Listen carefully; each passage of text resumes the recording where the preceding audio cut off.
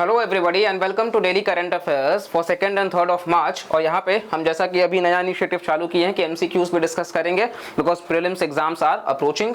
So first topic for the day and that is anti defection law. Cutout आपके सामने, supreme court ने किस तरीके से यहाँ पे किसी भी पार्टी को ये कहा है कि इवन इफ अ फैक्शन, अगर एक फैक्शन भी स्प्लिट होता है किसी भी पार्टी से, तो that is being covered under anti defection law. और यहाँ पे काफी इंपॉर्टेंट हो जाता है बिकॉज इन एवरी एग्जाम इस टॉपिक से आपको एक क्वेश्चन मिल ही जाएगा, तो we will discuss it in detail.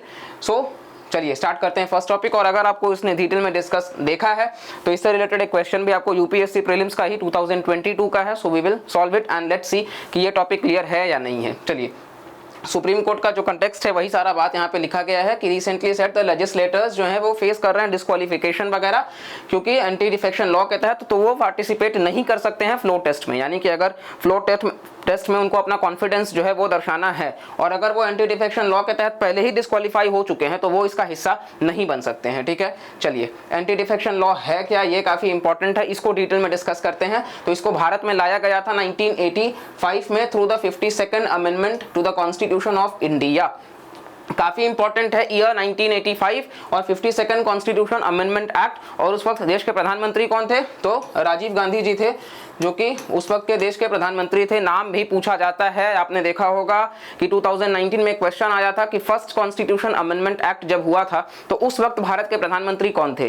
ठीक है, तो वहां पे जवाहरलाल नेहरू जी थे, तो इस वजह से यहाँ पे पीएम का नाम भी इंपॉर्टेंट हो जाता है। वी नेवर नो एग्जाम्स जो है वो किस तरीके से प्रिटेंड कर रहे हैं, तो बेस्ट है कि वर्स्ट के हिसाब से प्रिपेयर करें। तो 52nd amendment act 1985, Rajiv Gandhi prime minister. Now ये जो अमेंडमेंट है इसने 10th शेड्यूल को भी ऐड किया था संविधान में, और जहां पे डिफेक्शन को जोड़ा गया, यानी कि इनिशियली ये डिफेक्शन पार्ट नहीं था, 10th शेड्यूल में इसको हिस्सा बनाया गया है। ठीक है, चलिए इसके अलावा आप देखोगे तो ये प्रोसेस को ले डाउन करता है कि लेजिस्लेटर्स वगैरह के लिए कि वो डिस्क्वालीफाई किन किन ग्राउंड्स पे हो सकते हैं। ठीक है, जैसे कि ये कर भी कौन सकता है, प्रिसाइडिंग ऑफिसर यानी कि स्पीकर अगर लोकसभा में है और राज्यसभा में है तो चेयरमैन। ठीक है, इसके अलावा आप देखोगे तो ये अप्लाई होता है सेंटर और स्टेट के लेजिस्लेचर में, यानी कि दोनों जगहों पे अप्लाई होता है। साथ साथ आप देखोगे तो इसका एम यही है कि कहीं ना कहीं स्टेबिलिटी मेंटेन हो, क्योंकि आया राम गया राम का कॉन्सेप्ट नहीं होना चाहिए कि अपने अपने हिसाब से पार्टी को बदलते फिरे। तो यहाँ पे वही चीज है कि कहीं ना कहीं स्टेबिलिटी वगैरह मेंटेन रह सके ताकि डेमोक्रेसी को हम स्ट्रेंथन कर सके। और इसके अलावा कहीं ना कहीं पार्लियामेंट जो है वो रिस्पॉन्सिबल ज्यादा हो लोगों के लिए, ठीक है, ना कि पार्टीज के लिए। इसके अलावा आप देखोगे तो ग्राउंड्स क्या है डिस्क्वालिफिकेशन का, अगेन वेरी इंपॉर्टेंट पार्ट। तो कोई भी सदस्य अगर वो स्टेट का या सेंट्रल लेजिस्लेचर का अगर उसको डिस्क्वालीफाई किया जा सकता है तो कौन कौन से ग्राउंड्स हैं। पहला है कि अगर वो अपने इच्छा से वॉलंटरीली अगर वो अपना मेंबरशिप छोड़ देता है तो किसी भी पॉलिटिकल पार्टी का। दूसरा है कि अगर पार्टी ने कोई विप जारी किया है, विप मतलब यह है कि फरमान जारी किया है कि आपको इस इलेक्शन का हिस्सा होना होगा, लेकिन स्टिल अगर वो उस विप को ना मानते हुए और मनमानी काम करने लग जाए तो उस केस में भी डिस्क्वालिफिकेशन जो है वो एप्लीकेबल है, but not in president's election. Exception ये भी है, याद रखिएगा। इसके अलावा आप देखोगे तो इलेक्शन हो जाने के बाद में, मान लीजिए इलेक्शन हो जाता है और कोई भी जो मेंबर है, स्पेशली नॉमिनेटेड मेंबर जो है, इंडिपेंडेंट तो कभी भी अगर ज्वाइन कर ले तो वो एंटी डिफेक्शन लॉ के तहत आ जाएगा। तो बेसिकली ये जो पॉइंट है वो इंडिपेंडेंट मेंबर के लिए है कि अगर कोई इंडिपेंडेंट मेंबर जो है वो अगर किसी भी पार्टी से वो नहीं है, लेकिन अगर वो कहीं ना कहीं चुनाव जीत करके आता है और पार्टी को ज्वाइन कर ले, वो एंटी डिफेक्शन के दायरे में कवर हो जाएगा। साथ साथ अगर कोई नॉमिनेटेड मेंबर है और वो किसी भी पॉलिटिकल पार्टी को 6 महीने के बाद ज्वाइन करता है, 6 महीने के पहले नहीं, 6 महीने के बाद अगर वो ज्वाइन करे तो फिर वो भी कहीं ना कहीं मतलब आप देखोगे एंटी डिफेक्शन लॉ के तहत कवर हो जाएगा। तो ये पूरा का पूरा सिनारियो है जो कि डिस्क्वालिफिकेशंस की बात को करता है। एग्जेम्पशंस क्या है, एग्जेम्पशंस बेसिकली यही है कि अगर कोई एक इंडिविजुअल हो रहा है तब तो वो कवर्ड है, लेकिन मान लीजिए कि पार्टी में से 2/3 ऑफ द मेंबर्स निकल के चले जा रहे हैं, जैसे यहाँ पे वही लिखा हुआ है कि आप देखिएगा मर्जर जो है वो अगर 2/3 का हो रहा है एटलीस्ट या उससे ज्यादा का, तो वो डिस्क्वालिफिकेशन में नहीं आएगा। ये एक एक्सेप्शन है, ये आपको ध्यान रखना है। इसके अलावा आप देखोगे तो स्पीकर या चेयरमैन, इनके अलावा अगर वो नहीं है तो डेप्यूटी चेयरमैन जो होते हैं वो कई बार डिस्क्वालिफिकेशन को मतलब डिले कर सकते हैं because there is no time limit. तो ये भी आपको पता होना चाहिए। इसके अलावा डिसाइडिंग अथॉरिटी, ये भी हमने देख लिया है कि प्रिसाइडिंग ऑफिसर ही होते हैं, स्पीकर या चेयरमैन, अकॉर्डिंगली वो वर्क करते हैं। लॉ जो है वो स्पेसिफाई नहीं करता है कि टाइम पीरियड क्या होना चाहिए, जो कि हमने देख लिया है कि प्रिसाइडिंग ऑफिसर के ऊपर कंपलसरी नहीं है कि इतने टाइम के अंदर आपको फैसला ले ही लेना होगा, और जो डिसीजन होगा स्पीकर या चेयरमैन का वो सब्जेक्टेड है जुडिशियल रिव्यू के, यानी कि जो भी फैसला वो देंगे उसको किसी भी कोर्ट में चैलेंज किया जा सकता है। एंड ये रिसेंटली मतलब ऐड हुआ है, क्योंकि इनिशियली ये नहीं था। बट आपको एक जजमेंट याद रखना होगा कि हो तो होलोहन जजमेंट, बेसिकली उस जजमेंट से यहाँ पे ये पास हुआ था कि वो जो है वो मतलब मेंबर जो भी होगा एंटी डिफेक्शन लॉ के तहत स्पीकर या चेयरमैन का जो फैसला होगा उसको चैलेंज किया जा सकता है as per the Kyoto Holohan judgement, ठीक है। इसके अलावा आप देखोगे तो यहाँ पे कोई भी जुडिशियल इंटरवेंशन जो है वो नहीं हो सकता अनटिल द प्रिसाइडिंग ऑफिसर, मतलब जब तक कि प्रिसाइडिंग ऑफिसर कुछ नहीं बोल सकता है तब तक कोर्ट भी इंटरवेन नहीं करेगा, उसके बोलने के बाद ही कोर्ट जो है वो इंटरवेन कर सकता है, ठीक है। चलिए, वैसे ये जजमेंट यहाँ पे नहीं लिखा था, लेकिन आपको जैसा कि हर बार आपको बताया गया है कि कुछ एडिशनल ही जानने को मिलता है, so just like the initiative and do follow it. Now question part देखते हैं कितने अच्छे से आप लोगों ने सुना है, देखा है। With reference to anti defection law consider the following statements. जैसा कि आपको हम बोलते हैं कि उसकी सीधा बात पहले यही देखिए कि करेक्ट है या इनकरेक्ट है। वेल यहाँ पे आप लोग लकी हैं, यहाँ पे करेक्ट पूछा है, ठीक है। चलिए, हार्डवर्क कम करना होगा।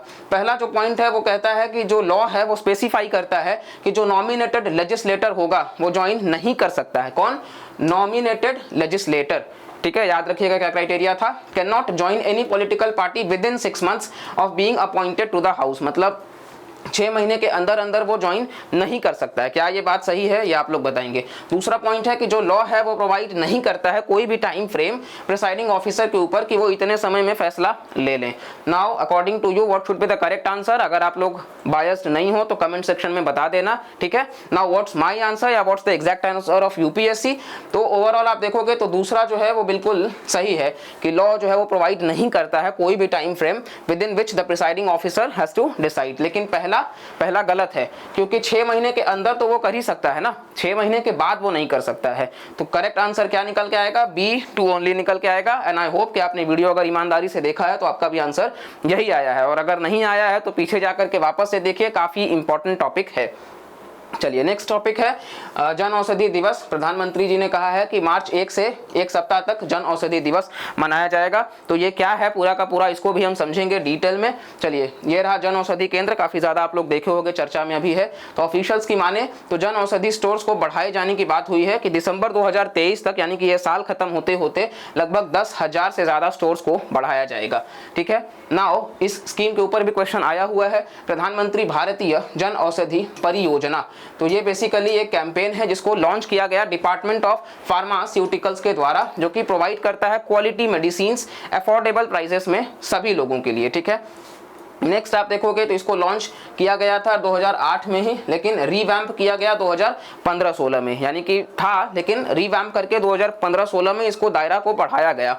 और अभी अगर आप देखोगे तो इतने ड्रग्स, और जो कि इंपॉर्टेंट नहीं है ये डेटा, ये जस्ट सपोर्टिंग पॉइंट्स है।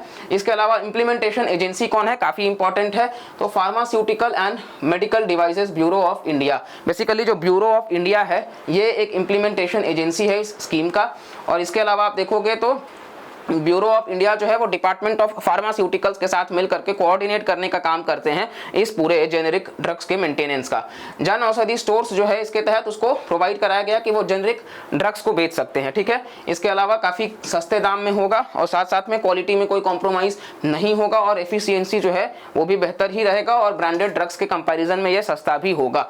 तो हमारे देश की आबादी, जैसा कि आपको पता होगा, WHO के हिसाब से more than 50% of the Indian population जो है वो हर साल out of the pocket expenditure जो है वो फेस करते हैं। तो वो चीज को कम किया जा सके, जिसके लिए इस स्कीम को लॉन्च किया गया है। मेडिसिन जो प्रोवाइड कराए जाएंगे वो 50 से 90% कम होंगे, जो कि ब्रांडेड वेरिएंट्स के दाम है। मतलब अगर किसी मेडिसिन का दाम 100 रुपए है तो यहाँ उस मेडिसिन का दाम लगभग 10 रुपए पे भी हो सकता है। चलिए, इसके अलावा ब्यूरो ऑफ फार्मा जो है, जो कि मिनिस्ट्री कौन सी रिस्पॉन्सिबल है, again important part, chemicals and fertilisers, तो उसके तहत ही सपोर्ट किया जाता है जन औषधि केंद्रास को। तो मिनिस्ट्री इंपॉर्टेंट है, ministry of chemicals and fertilisers. Bureau of pharma PSUs ये इंपॉर्टेंट है, जो कि इंप्लीमेंटेशन एजेंसी है। चलिए, अब सीधा का सीधा क्वेश्चन पे आते हैं, और जो क्वेश्चन है वो कहीं ना कहीं काफी स्ट्रेट फॉरवर्ड है कि प्रधानमंत्री भारतीय जन औषधि परियोजना जो चीप रेट में अफोर्डेबल मेडिसिन प्रोवाइड करता है, तो कौन सी मिनिस्ट्री जुड़ी हुई है। जैसा कि आपको हम पहले ही बताए थे कि क्या इंपॉर्टेंट हो सकता है, और यहाँ पे आप लोग ऑप्शंस देख करके तो अपना आंसर निकाल ही लिए होंगे। Well, the correct answer is ministry of chemicals and fertilisers, ठीक है। चलिए, next topic, Windsor framework, काफी इंपॉर्टेंट ये भी हो गया है। एक्चुअली बहुत इंपॉर्टेंट उस सेंस में तो नहीं है, लेकिन प्रीलिम्स में हो सकता है। ये एक ट्रीटी है जो कि यूके और यूरोपियन यूनियन के बीच में साइन किया गया है 2023 में ही, ताकि नॉर्दर्न आयरलैंड के लिए ट्रेड रूल्स को बनाया जा सके। यानी कि पहले जो था वो नॉर्दर्न आयरलैंड प्रोटोकॉल था, उसको रिप्लेस किया जा सके। ये आपके सामने जो मैप है ये दर्शा रहा है किस तरीके से जो स्कॉटलैंड वगैरह, इंग्लैंड वगैरह, नॉर्दर्न आयरलैंड जो है यूके का जो पार्ट है बेसिकली ब्रेक्जिट के बाद में, वो उस हिस्से को दर्शा रहा है। ये नॉर्थ सी, आयरिश सी, ठीक है। तो कभी भी आप मैप को देखो तो बाकी कंट्रीज को भी आप रिलेट करो। आयरलैंड जो है वो पार्ट है यूके का, हमने देखा उसको मैप में। साथ साथ में आप देखोगे तो नॉर्दर्न आयरलैंड जो है वो यूके का तो पार्ट है, लेकिन यूरोपियन यूनियन का पार्ट नहीं है। ये पॉइंट्स इंपॉर्टेंट है। ब्रेक्जिट के बाद में आप देखोगे ब्रेक्जिट जो है वो सिर्फ यूके का पार्ट रहा है, जो कि यूरोपियन यूनियन को टच करता है, और लैंड ट्रेड वगैरह, मूवमेंट ऑफ गुड्स वगैरह की बात को लेकर के चर्चा है। नॉर्दर्न आयरलैंड प्रोटोकॉल क्या था, तो वो भी गुड्स वगैरह को ही डील करता था, और ये यूके के स्पिरिट के खिलाफ था, जिसकी वजह से इसको रिप्लेस किया गया। फिर इसमें 3 मेजर कंपोनेंट्स हैं, ग्रीन लेन, रेड लेन और स्टॉर्मोंट ब्रेक। ये क्या है, तो ग्रीन लेन जो है वो ब्रिटिश गुड्स होगा जो कि नॉर्दर्न आयरलैंड से पास किया जा सकेगा, यानी कि मिनिमल पेपर वर्क लगेगा, ठीक है। तो जो नॉर्दर्न आयरलैंड का हिस्सा है वहां से आसानी से जा सकता है। रेड लाइन क्या है, तो ये आयरलैंड और बाकी के यूरोपियन यूनियन का जो एरियाज है वहां से जो गुड्स जाएंगे उसके लिए है, और यहाँ पे चेक्स को बढ़ा दिया गया है, इसीलिए रेड लाइन है। क्वालिटी कंट्रोल्स वगैरह भी रहेगा। फिर स्टॉर्मोंट ब्रेक क्या है, तो ये नॉर्दर्न आयरलैंड को अपोज करने के लिए है और रेस्ट्रिक्ट करने के लिए, और इसीलिए नए रूल्स का जो है वो यूरोपियन यूनियन ने लाया है ताकि वो ट्रेड वगैरह को बढ़ावा दे सके। नेक्स्ट टॉपिक हमारा, आई होप आपको विंडसर वाला समझ आया। अगर नहीं समझ आया तो आप कमेंट सेक्शन में बता दीजिएगा, हम उसके लिए भी एक वीडियो ला देंगे अलग से। नेक्स्ट जो है वो है BIMSTEC energy centre. Now BIMSTEC इसके वजह से इंपॉर्टेंट हो जाता है, भारत जो है वो पहली बार होस्ट कर रहा है governing board of BIMSTEC energy centre, और जहां जहां इंडिया फर्स्ट टाइम कुछ भी होस्ट करता है आपको बता दिया जाए कि एग्जाम के लिए वो काफी इंपॉर्टेंट बॉडी हो जाती है। तो इंडिया का नेबरहुड फर्स्ट का पॉलिसी है ही, साथ साथ में एक्ट ईस्ट पॉलिसी जो है ये हाईलाइटेड है, और भारत जो है वो स्टैब्लिश कर रहा है बिम्स्टेक एनर्जी सेंटर, और ये बेंगलुरु में आपको देखने को मिल जाएगा। ये सारा का सारा बिम्स्टेक का जो इंपॉर्टेंट पॉइंट्स हमने समराइज कर दिया है। तो बेसिकली इसका फुल फॉर्म क्या है, the Bay of Bengal initiative for multi sectoral technical and economic cooperation. Basically आपके सामने ये मैप है कौन कौन सी कंट्रीज, 7 मेंबर कंट्रीज हैं टोटल, इंडिया एक है, इसके अलावा आप देखोगे तो नेपाल है, भूटान है, म्यांमार है, बांग्लादेश है, थाईलैंड है और श्रीलंका। इसका पहला समिट थाईलैंड में ही हुआ था, और कहीं ना कहीं करंट चेयर जो है वो श्रीलंका है, जो कि फाइनेंशियल क्राइसिस से जूझ रहा है, आपको पता होगा। इनिशियली ये बिस्टेक हुआ करता था, बाद में 2004 में बिम्स्टेक बना जब नेपाल और भूटान जुड़े, ठीक है। इसको याद करने का जो ट्रिक है वो आप इस तरीके से है कि बिम्स्टेक तो आप जैसे लिखते हो वैसे आप लिखो, और इसके अलावा आप इसमें जोड़ देना कि भूलना नहीं, बिकॉज ये आपके लिए इजी रहेगा कि आप इस तरीके से याद रख सकते हो।